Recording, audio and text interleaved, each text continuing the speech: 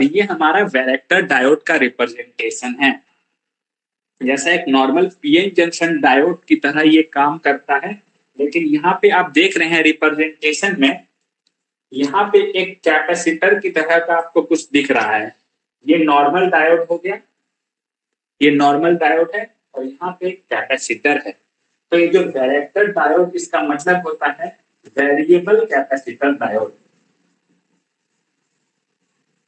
Variable capacitor diode, variable capacitor diode.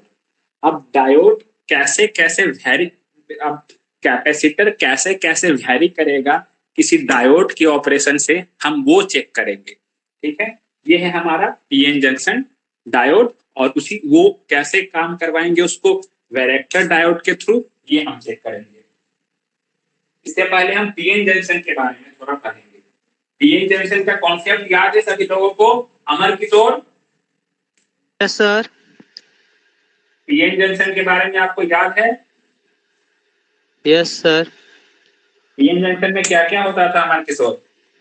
Sir electrons रहता है और होल्स रहता है। एक एन आपका टाइप और पी टाइप का सेमीकंडक्टर रहता है। पी टाइप में होल्स होते हैं और एन टाइप में इलेक्ट्रॉन्स होते हैं। Very good. पी में मेजॉरिटी कैरियर क्या है अमर किशोर? होल्स। क्या सर? पी में मेजॉरिटी कैरियर है होल्स, है ना? Yes sir. एन में मेजॉरिटी कैरियर क्या है? इलेक्ट्रॉन्स है। इलेक्ट्रॉन्स है। और इस दोनों के बीच एक रीजन बनता है, वो कौन सा? उस रीजन को क्या कहते हैं? उसको sir Sanjeet? Yes sir. Sanjeet, PN junction के बीच में एक रीजन बनता है, उस रीजन को क्या बोलते हैं? उस रीजन को बोलते हैं depletion region. Yes sir, depletion layer के कारण। Yes sir, depletion layer. Yes sir, depletion layer या डिप्लेशन रीजन जो बोल सकते हैं। ठीक है, ये आपका पी साइड है, ये एन साइड है। पी में अब इधर आपका होल है, इधर आपका इलेक्ट्रॉन है। ये हमारा डिप्लीशन रीजन था। आप लोग फॉरवर्ड बायसिंग और रिवर्स बायसिंग के बारे में तो जानते ही होंगे। कोई भी डायोड फॉरवर्ड बायस कब होता है? ठीक है, अगर मैं फिर से रिव्यू करवा देता हूं इसके बारे में। अगर पी पे वोल्टेज हाइयर है, पी पे सपोज आपने किया है, यहाँ पे दिया है 5 वोल्ट, पी पे अप्लाई किया है 5 वोल्ट, और एन पे अप्लाई किया है आपने 2 वोल्ट। पी पे वोल्टेज हाइयर है, तो इसे हम बोलेंगे ये कौन से बायसिंग है? अभी कौन सा बायसिंग है संजीत? संजीत, अगर पी पे हाइयर वोल्टेज है और एन पे लोअर वोल्टेज है, तो इसे हम बोलेंगे फॉरवर्ड बायस। भूल गए आप लोग कितना बातें? इसे हम लोग बोलेंगे फॉरवर्ड बायस। और इसका उल्टा होगा, अगर पी पे वोल्टेज हो जाएगा कम, सपोज करिए हम पी पे दे रहे हैं 1 वोल्ट और एन पे दे रहे हैं 2 वोल्ट, अभी एन पे वोल्टेज बढ़ा है, उस केस में इसको हम लोग क्या बोलेंगे? उस केस में हम इसे बोलेंगे रिवर्स बायस। उस केस में हम इसे बोलेंगे रिवर्स बायस। तो ये था हमारा ये डिप्लीशन रीजन के बारे में, और फॉरवर्ड बायस और रिवर्स बायस क्या होता है ये जानिए। अभी देखिए, अब आप लोग ध्यान दीजिएगा, जब भी डायोड फॉरवर्ड बायस में होती है, तब डिप्लीशन रीजन पे क्या इफेक्ट होता है? रिमझिम रिमझिम सर। Yes sir. जब भी डायोड फॉरवर्ड बायसिंग में है, फॉरवर्ड बायस है, तब डिप्लीशन रीजन पे क्या प्रभाव पड़ता है रिमझिम? नहीं पता। जब डायोड फॉरवर्ड बायस में है तो डिप्लीशन रीजन का विड्थ छोटा हो जाता है। सपोज करिए पहले इतना बड़ा विड्थ था, अब डिप्लीशन रीजन का विड्थ क्या हो गया? छोटा हो गया। कौन से बायस में? फॉरवर्ड बायस में। फॉरवर्ड बायस में डिप्लीशन रीजन का विड्थ स्मॉल हो जाता है। ओके, और रिवर्स बायस में क्या हो जाएगा? तो इसका ज्यादा हो जाएगा। रिवर्स बायस में जो डिप्लीशन रीजन का विड्थ है वो बड़ा हो जाएगा, इतना बड़ा हो Yes, जाएगा। sir. ये चीज क्लियर है Yes, sir. संजीत?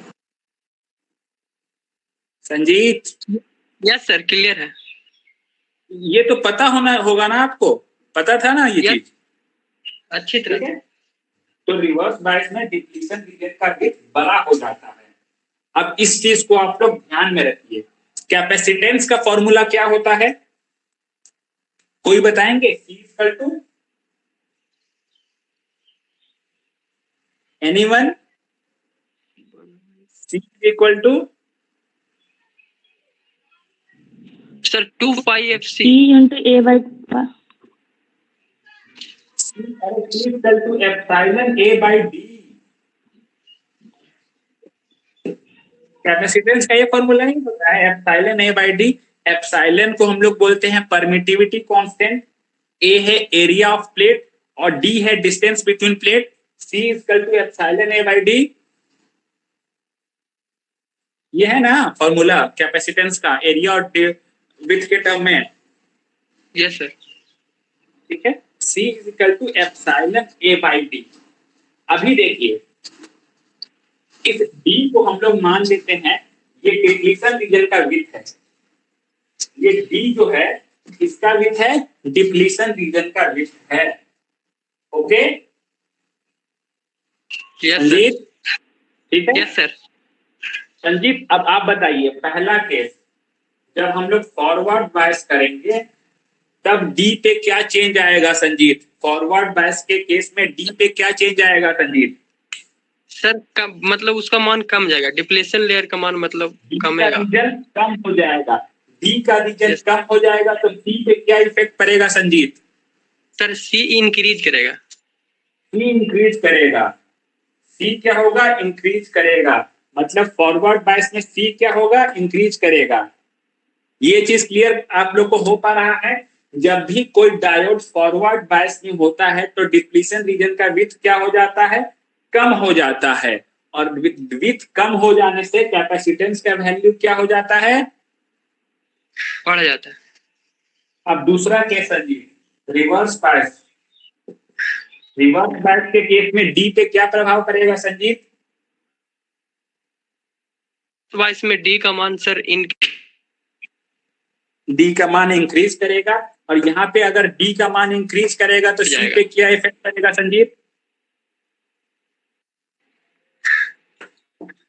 सी पे क्या इफेक्ट पड़ेगा संजीत? अरे ये तो ऑब्वियस सा बात है, जब डी का वैल्यू बढ़ रहा है तो सी का वैल्यू घटेगा ना। Yes sir. सर तो वीडियो कब? ओके ओके, कोई बात नहीं, कोई बात नहीं। आप लोग वीडियोस बाद में देख लीजिएगा अगर काफी डिस्टर्बेंस आ रही है तो देख रहे हैं कोई भी डायोड का जो कैपेसिटेंस है उसे हम लोग कंट्रोल कर सकते हैं बाहर से। बाहर से कैसे कंट्रोल कर सकते हैं? अगर हम फॉरवर्ड बायस लगाएंगे तो जो डिप्लीशन विड्थ का एरिया, जो रीजन है, एरिया ये विड्थ है, वो रिड्यूस हो जाएगा। डिप्लीशन विड्थ के रिड्यूस होने से कैपेसिटेंस का वैल्यू बढ़ जाएगा। और अगर हम रिवर्स बायस करेंगे, रिवर्स बायस के केस में क्या होता है? डी का वैल्यू बढ़ जाता है। डी के वैल्यू बढ़ जाने से अब क्या हो जाता है? हमारा कैपेसिटेंस रिड्यूस कर जाता है। तो ये था हमारा वैरेक्टर डायोड। इसको हम लोग बोलते हैं क्या? Variable capacitor diode. Varactor diode का ही एक और नाम है, वो है वेरिएबल कैपेसिटर। वेरिएबल कैपेसिटर ये कैसे है आप लोग को समझ में पता चला कि नहीं? जब हम उसके फॉरवर्ड बायस में करेंगे तो डी का कुछ और रहेगा और कैपेसिटर का वैल्यू कुछ और हो जाएगा। रिवर्स बायस में करेंगे तो डी का वैल्यू कुछ और होगा और कैपेसिटर का वैल्यू चेंज हो जाएगा। Okay yes sir. किसी को इसमें doubt? Anyone has any doubt? Amar Kishore? Yes sir. Clear है अमर किशोर? Yes sir. ये था हमारा, ये एक जनरल ऑपरेशन था, जनरल वर्किंग था। अभी देखिए जो वैरेक्टर डायोड में कैपेसिटेंस का फॉर्मूला होता है ना, वो कुछ इस तरह का होता है। CV लिखते हैं। CV का मतलब होता है वैरेक्टर का कैपेसिटेंस। वैरेक्टर कैपेसिटेंस ये होता है C0 बाई 1 प्लस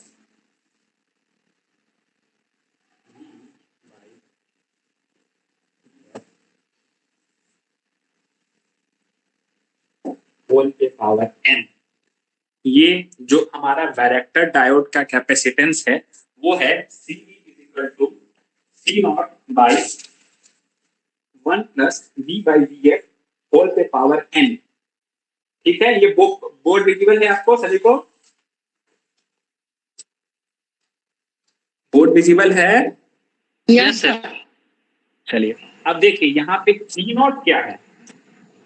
C0 यहाँ पे क्या है? C0 है unbiased capacitance. Unbiased capacitance, unbiased capacitance का मतलब है कि जब हम पीएन जंक्शन डायोड पे अनबायस्ड है मतलब जीरो बायस्ड है, ना पी पे कुछ वोल्टेज दिए हैं ना एन पे कुछ वोल्टेज दिए हैं। इनिशियली हमने क्या किया है, ये हमारा पीएन जंक्शन है, ना पी पे कोई वोल्टेज दिया है ना एन पे कुछ वोल्टेज दिया है। उस वक्त जो कैपेसिटेंस का वैल्यू है उसको बोलेंगे सी नॉट अनबायस्ड कैपेसिटेंस। ओके, ठीक है। अनबायस्ड समझे कि नहीं? अनबायस्ड कैपेसिटेंस क्या होता है? Yes sir. ठीक है, ये हो गया आपका सी नॉट जो होगा अनबायस्ड कैपेसिटेंस। और आपका यहाँ पे वी है रिवर्स बायस वोल्टेज। वी है रिवर्स बायस वोल्टेज। मतलब किसी को अगर हम रिवर्स बायस कर रहे हैं तो उसमें कितना रिवर्स बायस लगाते हैं। एक और चीज, ये जो आपका वैरेक्टर कैपेसिटर है, ये केवल इसको हम लोग ऑपरेट करते हैं रिवर्स बायस में। Varactor capacitor is operated only in reverse bias. इसे हम लोग फॉरवर्ड बायस में इसका काम नहीं लेते हैं, इसका काम लेते हैं रिवर्स बायस में। ये V जो है ये रिवर्स बायस वोल्टेज है V। ओके, VF जो है इसका बिल्ट इन वोल्टेज है। Built in voltage, built in voltage मतलब कोई बता सकते हैं क्या होता है?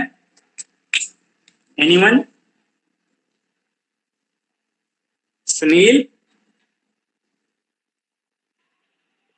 रुचि है क्लास में? रुचि,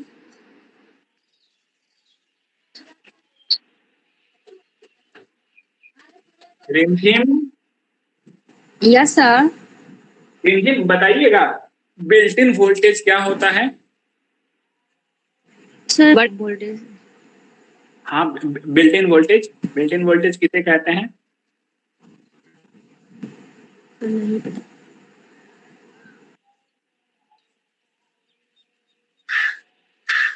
चलिए देखिए, बिल्ट इन वोल्टेज होता है वो मिनिमम वोल्टेज जो किसी भी डायोड को चाहिए ऑपरेशन स्टार्ट करने के लिए।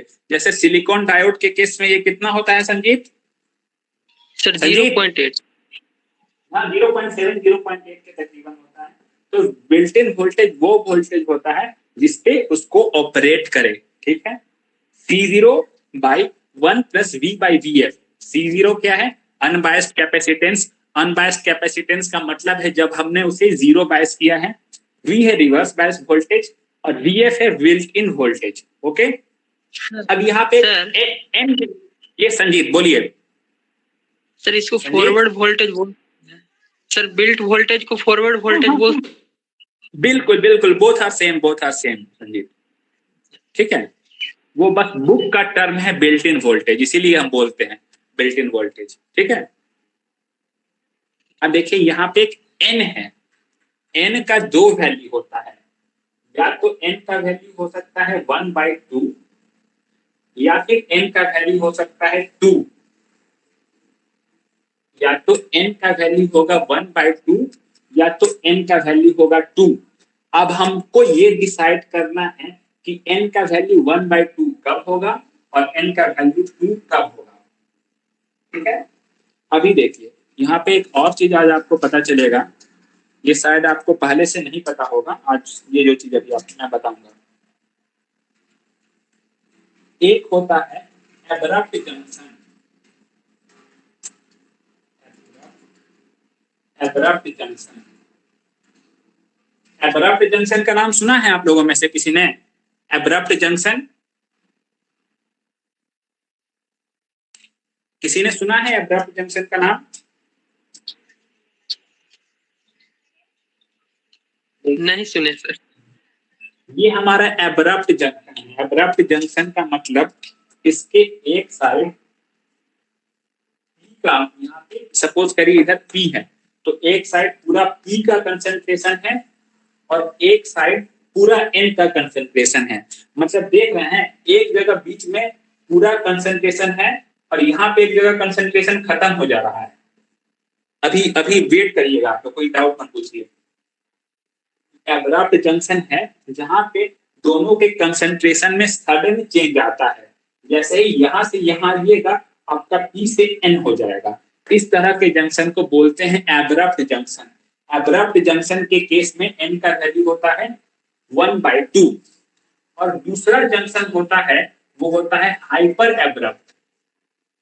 Hyper abrupt, hyper abrupt junction कैसा बनता है पहले फिगर देख लीजिए।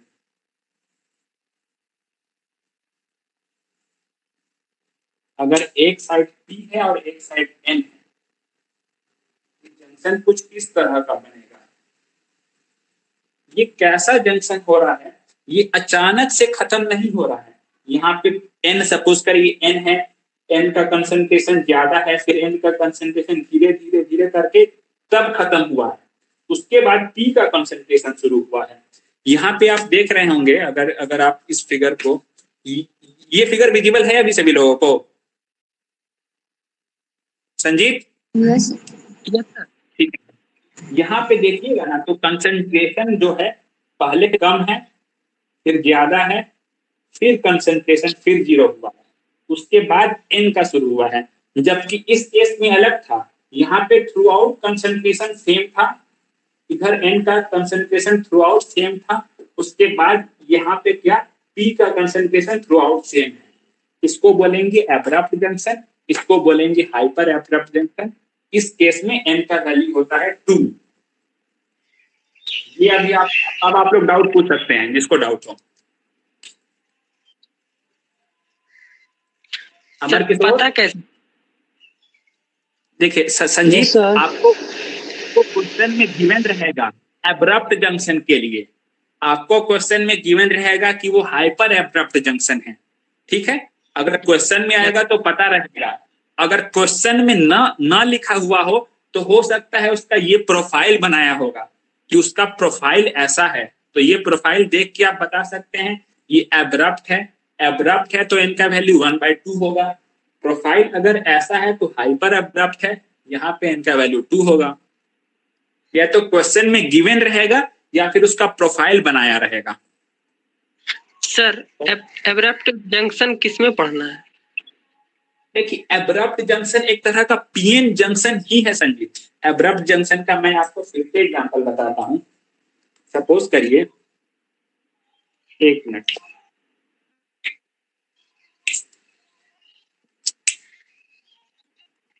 अभी आपको ये पेन विजिबल है मेरा? Yes sir. पेन विजिबल है संजीत?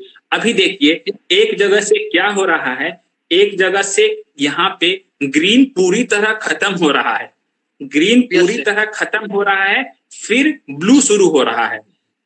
ठीक है, यहाँ पे अचानक से एक जगह जाके ग्रीन खत्म हो गया है कि नहीं? Yes sir. सपोज करिए ग्रीन जो है आपका एन टाइप है और ब्लू पी टाइप है। जहां पे एन टाइप का कंसंट्रेशन एक जगह जाके अचानक से खत्म हो जाए और उस जगह से पी का कंसंट्रेशन मतलब ब्लू का कंसंट्रेशन शुरू हो, उसको बोलते हैं एब्रप्ट जंक्शन। ठीक है, ये एब्रप्ट था। अभी दूसरा केस में लेता हूं, सुनील।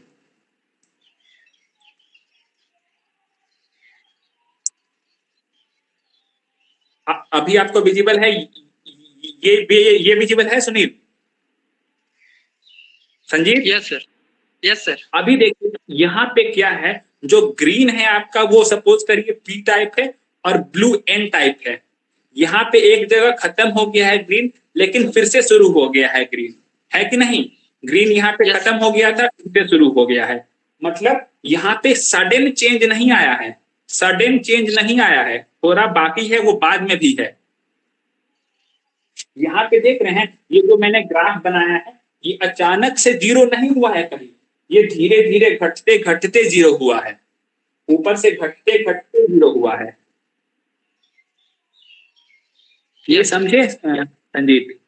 बस Yes. अचानक जो जीरो हो, एब्रप्ट का मतलब होता है अचानक, अचानक से जीरो हो गया। यहाँ पे पूरा था, यहाँ पे आया तो अचानक से जीरो हो गया। हाइपर एब्रप्ट मतलब रुकते रुकते रुकते, ये धीरे धीरे धीरे होके यहाँ पे जीरो हुआ है। ये हो गया हाइपर एब्रप्ट, ये हो गया एब्रप्ट, और ये था हमारा वैरेक्टर डायोड। क्लियर है ये चीज? Yes sir. किसी को डाउट? एनीवन?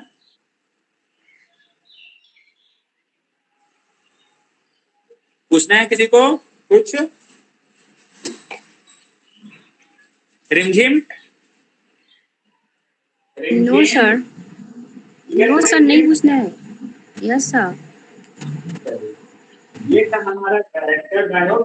कैरेक्टर डायोड के बाद एक और डायोड पढ़ना है, वो है आपका। यस यस संजीत बोलिए। सर डायोड हमेशा रिवर्स में ही क्यों ऑन करते हैं? हमेशा सर रिवर्स बायस में ही क्यों मतलब ऑन करते हैं? यहाँ पे रिवर्स बायस में क्या हो जाता है संजीत? डी का वैल्यू क्या हो जाता है? Yes sir. डी का वैल्यू क्या हो जाता है डिप्लीशन रीजन का बिट? डी का सर वैल्यू क्या हो जाता है? मतलब सर कभी इंक्रीज करता है, कभी डिक्रीज करता है। नहीं नहीं, रिवर्स सर बायस इंक्रीज करेगा ना sir, increase. Yes sir. Sanjeet, reverse bias का बात करते हैं, ठीक है? अभी देखिए ये डी इंक्रीज करा, अब सी का क्या आ जाएगा? सी पे क्या हमारा फर्क पड़ेगा संजीत? डिक्रीज करेगा। सी पे क्या होगा? डिक्रीज करेगा। और यहाँ से एक फ्रीक्वेंसी हम लोग जनरेट करते हैं, यहाँ पे एक फ्रीक्वेंसी जनरेट होता है। जैसे आपने रेडियो यूज किया है संजीत, जिसमें एक ट्यूनर होता था, घुमा के हम लोग फ्रीक्वेंसी ये करते थे, कभी घटाते थे कभी बढ़ाते थे, याद है? ऐसा आपने देखा होगा, ठीक है? तो फ्रीक्वेंसी किसी सर्किट का किस पे डिपेंड करता है? जैसे कल हमने पढ़ा था रिजोनेंट फ्रीक्वेंसी 1/2π√LC। फ्रीक्वेंसी जो होता है इनवर्सली प्रोपोर्शनल होता है सी के, सी के इनवर्सली प्रोपोर्शनल है फ्रीक्वेंसी। अभी देखिए जब हम रिवर्स बायस में यूज करेंगे तब कैपेसिटर का वैल्यू घटेगा, कैपेसिटर का वैल्यू घटेगा तो जो फ्रीक्वेंसी उससे जनरेट कर रहे हैं उसका वैल्यू क्या होगा संजीत? सर इंक्रीज करेगा, इसका वैल्यू इंक्रीज करेगा, ठीक है? अब आपका जो वो सर्किट है, वो जो सपोज करिए रेडियो का ट्यूनर है, वहां पे एक जगह है जीरो, ठीक है? फिर एक जगह ऐसे जीरो से इंक्रीज कर रहा है, जीरो के ऊपर है, ओके? जीरो से शुरू है, फिर 10 है, 20 है, 50 है, 100 है, 80 है, कुछ है, मतलब इंक्रीज कर रहा है। अभी आपको क्या करना है, जीरो तक तो वो फिक्स हो ही गया है। अब आप हम उस ट्यूनर हमने ऐसा लगाया है, ट्यूनर सपोज करिए हमने वैरेक्टर डायोड का लगाया है, वो जीरो से हमेशा ऊपर जाएगा, वो जीरो से हम -5 पे नहीं ला सकते हैं, उस फ्रीक्वेंसी को कभी निगेटिव में नहीं ले जा रहे हैं, जीरो से 10 ले जाएंगे, 20 ले जाएंगे, 100 ले जाएंगे। तो इस कॉन्सेप्ट के लिए रिवर्स बायस में यूज करते हैं। अगर हम लोग फॉरवर्ड बायस में यूज करते तो देखिए क्या होता, फॉरवर्ड बायस में डी का वैल्यू घट जाता, सी का वैल्यू क्या हो जाता? सी का वैल्यू क्या हो जाता? सी का वैल्यू इंक्रीज करता। अब अगर सी का वैल्यू इंक्रीज करता तो फ्रीक्वेंसी का वैल्यू क्या होता संजीत? सर डिक्रीज हो जाता, डिक्रीज करता। मतलब अगर वैसा ट्यूनर बनता जो फ्रीक्वेंसी जीरो से भी डिक्रीज कर दे, मतलब फ्रीक्वेंसी को निगेटिव में ले जाए, फ्रीक्वेंसी निगेटिव में ना जाए, इसीलिए हम इसमें हमेशा रिवर्स बायस में ही यूज करते हैं। Yes sir. ये क्लियर है संजीत? यस सर, क्लियर है। थोड़ा इस पे अभी तो एक बार खुद आप सोचिएगा कि हम फ्रीक्वेंसी अगर घटाएंगे तो क्या होगा। अगर उस ट्यूनर सर्किट में वो तो मिनिमम उसका 0 पे सेट है, अब 0 से -5 पे हम लोग कैसे ले जा सकते हैं, ये रीजन है इसका सर। ठीक है, क्लियर है। Yes sir. चलिए, आज हम बस नेक्स्ट टॉपिक का इंट्रोडक्शन दे रहे हैं। नेक्स्ट टॉपिक आज मैं स्टार्ट नहीं करूंगा, नेक्स्ट टॉपिक स्टार्ट होगा कल। और जो नेक्स्ट टॉपिक है वो है हमारा टनल डायोड। टनल डायोड, रिमझिम यस सर। रिमझिम, टनल का मतलब क्या होता है? टनल का मतलब,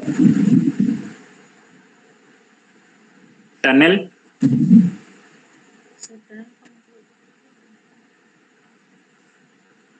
रुचि, यस रुचि, सर। Yes tunnel sir. का मतलब, टनल का मतलब रुचि, मतलब रास्ता। टनल मतलब एक तरह का होता है सुरंग। समझती हैं सुरंग क्या होता है रुचि? Yes sir. सुरंग जानती है ना हिंदी में। सपोज यस करिए सर। ये कोई करके आपको रास्ता है, मतलब ये मेन रोड है, आपको ये वाला मेन रोड है। अब यहीं पे कोई अंदर से एक टनल हो गया, मतलब टनल क्या हो गया, उसके बीच से बनाया हुआ कोई रास्ता, एक सुरंग बोलता है। एक सुरंग है तो उसको हम लोग बोलेंगे टनल। और इसी मैकेनिज्म पे हमारा जो अगला डिवाइस काम करता है, इसी मैकेनिज्म पे काम करता है। किस मैकेनिज्म पे काम करता है? ये मेन रोड के अंदर ही अंदर एक क्या बना लेता है, रास्ता बना लेता है, टनल बना लेता है। ठीक है, तो ये हम देखेंगे। अब आप लोग को एक बार दिल्ली कोई गए हैं? दिल्ली घूमे हैं कोई लोग दिल्ली? कोई?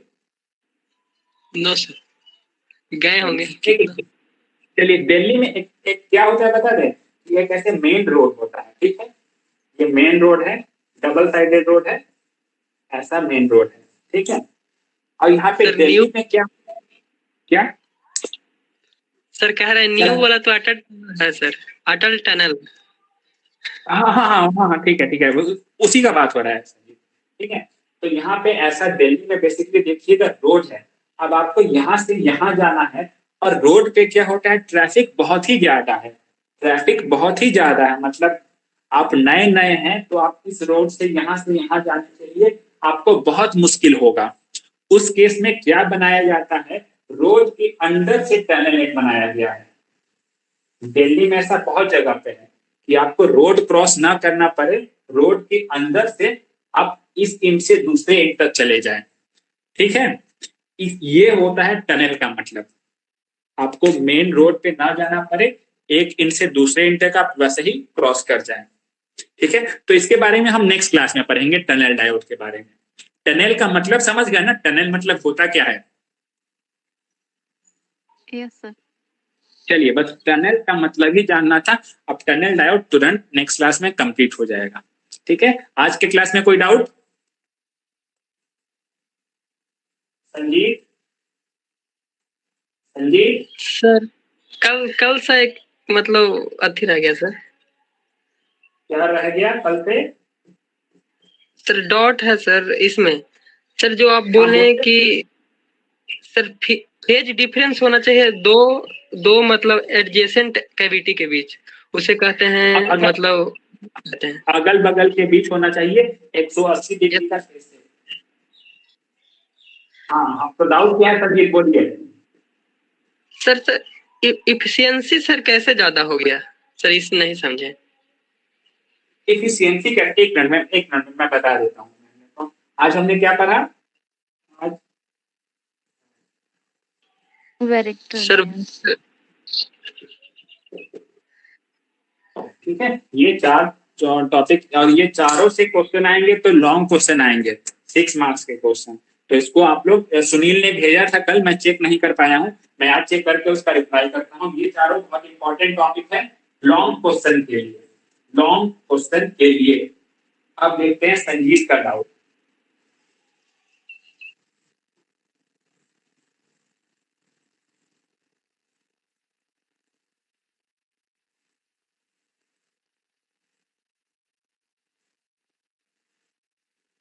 Sanjeet,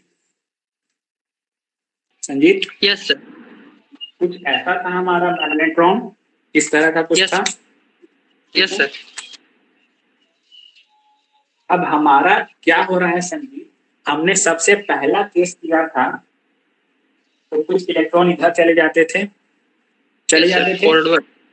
Yes, sir. मतलब सीधा मूव करते थे। सीधा मूव करने से क्या होगा संजीत, ये देखिए, कुछ इस प्लेट से टकरा गए और कुछ अंदर चले जाएंगे, ये है कि नहीं? अंदर भी कुछ जाएंगे, ये एक केस होगा। अब दूसरा केस में हमारा क्या होता था संजीत, दूसरे सर, केस दूसरा में होता था हो जाता है। ऐसा घूम के जाते थे। Yes sir. तो एक बात ध्यान रखिए संजीत, जब भी ऐसे कर्व पाथ करके जाएं तो ज्यादा से ज्यादा क्या हो जाएंगे, इस कैविटी के अंदर जाएंगे, कर्व में कि ज्यादा से ज्यादा कैविटी के अंदर जाएंगे। Okay, yes sir. और स्ट्रेट में क्या होंगे, ज्यादा से ज्यादा कैविटी के बाहर रहेंगे। ये चीज आपके दिमाग में बैठी संजीत? Yes sir. अब इफिशियंसी, अब आप आउटपुट कहां से कलेक्ट कर रहे हैं? आउटपुट तो यहां से कलेक्ट कर रहे हैं संजीत आप। यस सर, इनवर्ट कैविटी से। अब यहां से तो आउटपुट नहीं ना ले रहे हैं आप, कैविटी के अंदर तो जा रहा है, तो यहाँ पे जितना गया वो क्या हो गया, वेस्ट हो गया, एक तरह का